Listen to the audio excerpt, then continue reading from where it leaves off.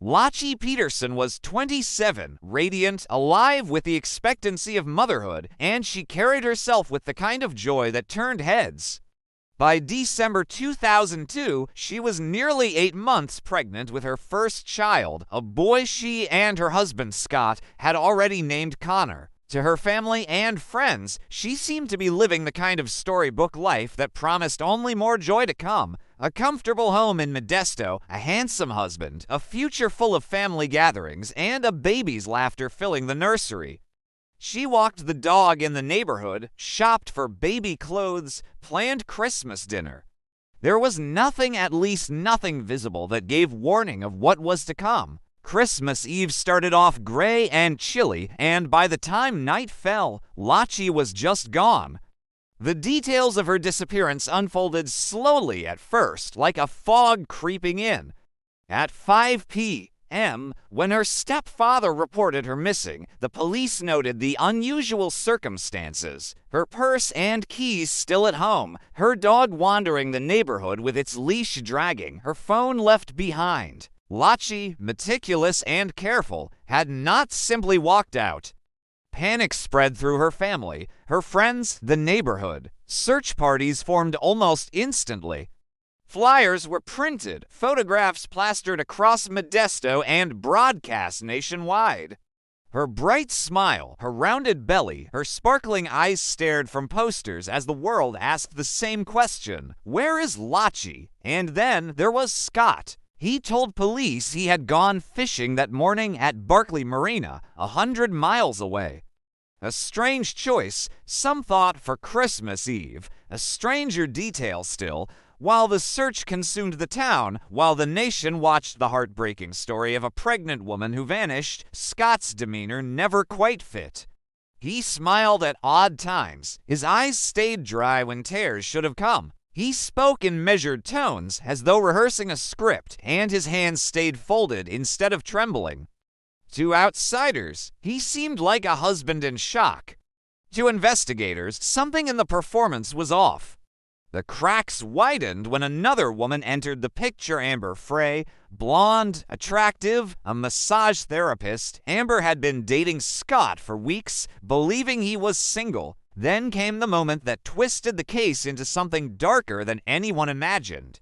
On December 9th, just weeks before Laci vanished, Scott told Amber that he was a widower, that his wife was gone, that this would be his first Christmas without her. He said this while Laci was still alive, still decorating, still shopping, still waiting for their baby. The police brought Amber in, and she agreed to help. She recorded phone calls with Scott, conversations in which his voice was smooth, calm, detached. He spoke to her as though the chaos unfolding around him had nothing to do with him, as though he was already free of his wife. It was those recordings that revealed the depth of his deception, his capacity for coldness. Meanwhile, the searches went on. Boats trawled rivers. Volunteers scoured fields. Candlelight vigils burned through the nights. Laci's family clung to hope, but the weeks dragged into months and the questions turned heavier. Was she alive? Was she being held somewhere? Or had she already been reduced to nothing more than a headline? The answer finally came in April 2003, just 4 months after she vanished. A body washed up on the shores of San Francisco Bay. Well, what was left of it? The torso was badly decomposed, the head and limbs gone, the skin bloated and pale, the form barely recognizable as human. Days later, the body of a baby boy surfaced nearby, his umbilical cord still attached, his small frame grotesquely preserved by the cold water. It was Connor, torn from his mother's body by death and tide. Laci's remains and her unborn son had been left to the mercy of the Bay, and now the Bay had given them back. Investigators tied it all together with chilling precision. Scott's fishing trip had placed him at Barkley Marina, the very waters where the bodies surfaced. His lies had stacked to neatly: the boat, the timing, the inconsistencies in his alibis. And Amber-S recordings painted him as a man already living in a future where his wife did not exist. The evidence didn't scream of passion or impulse. It whispered of calculation. The trial that followed was one of the most sensational in American history. The courtroom became a theater of grief and anger, every seat filled, every moment broadcast. Laci's family sat through the unthinkable: photographs of her remains, the autopsy reports, the details of how her baby boy was found. Jurors listened to the calls Scott made to Amber, his voice smooth, his tone casual, as if discussing dinner plans while the nation hunted for his missing wife.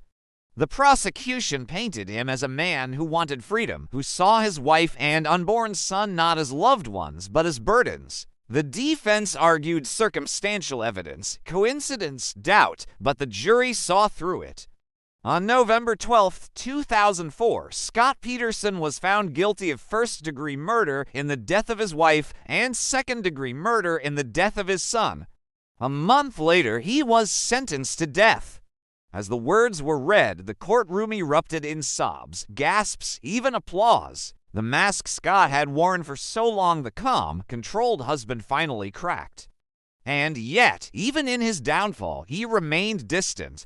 He has never admitted guilt, never offered confession, never spoken Shanann's name with remorse. He sits now on death row, a man whose story is a cautionary tale of betrayal so profound it chills to recount. The horror of Laci Peterson's murder is not in gore or spectacle. It is in intimacy. It is in trust. It is in the image of a woman decorating a nursery, wrapping gifts, planning for motherhood, while the man who shared her bed plotted her erasure. It is in the sight of a baby boy pulled from his mother's body, delivered not into life, but into death. It is in the knowledge that sometimes the monster is not a stranger lurking in the shadows, it is the husband at your side. The man holding your hand, the one who smiles for the camera and says all the right words while quietly imagining a future without you.